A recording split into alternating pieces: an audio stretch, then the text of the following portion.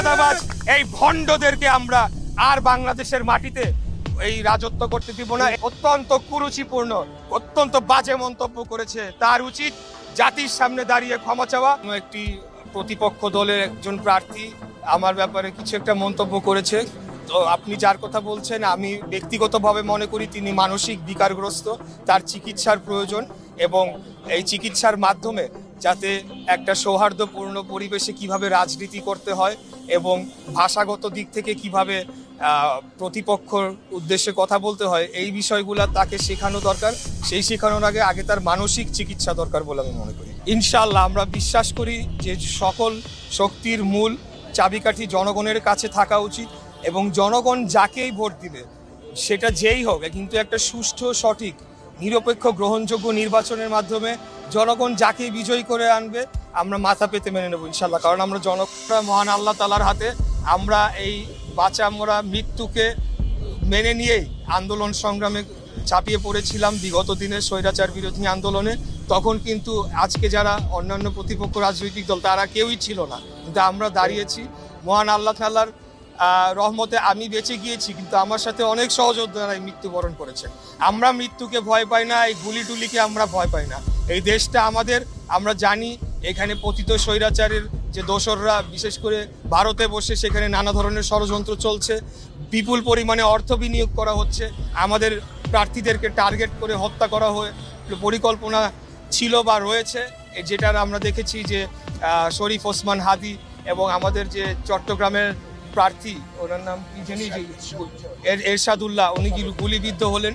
তো এগুলো আমরা পরোয়া করি না, এগুলো আমরা তোয়াক্কা করি না।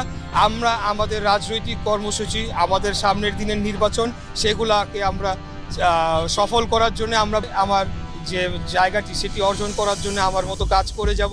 তো আমার দল মনে করেছে যে আমি সেই কাজগুলো বিগত দিনে করেছি এবং আমি এখানকার যোগ্য প্রার্থী এবং আমি এটা ডিজার্ভ করি, কোনো পৈতৃক সূত্রে না, আমি ডিজার্ভ করি। তো সেটি একটি যেমন বিষয়। পাশাপাশি আমার গর্বে বুক ভরে যায় যখন আমি বুঝি যে হয়তোবা আমার বাবার কিছুটা হলেও আমি সম্মান রক্ষা করতে পেরেছি, বা ওনার যে দীর্ঘদিনের যে এই অঞ্চলে কর্মকাণ্ড বা রাজনীতিতে ওনার যে কিছুটা হলেও করতে পেরেছি দেখেই আমাকে দল আজকে মনোনয়ন দিয়েছে। কারণ বিএনপির মতো দলে অনেক প্রার্থীরা রয়েছে, সেই জায়গাতে আমি আজকে এসে এখানে আমার বাবার যে পুরানো আসনটি সেই স্মৃতিটা ধরে রাখতে পেরেছি, সক্ষম হচ্ছি, এটা আমার জন্য একটা বড় গর্বের বিষয়, এটি আমি মনে করি। প্রথম কথা হচ্ছে যে প্রথম প্রশ্নটি হচ্ছে যে যদি ঢাকা ৬, ঢাকা ৮ চাঁদাবাজের আখড়া হয়ে থাকে সেটার দায়িত্ব এই বর্তমান সরকারকেই নিতে হবে। কারণ আইন শৃঙ্খলা সেটিকে বাস্তবায়ন করার দায়িত্ব সরকারের, এটা কোনো রাজনৈতিক দলের নয়।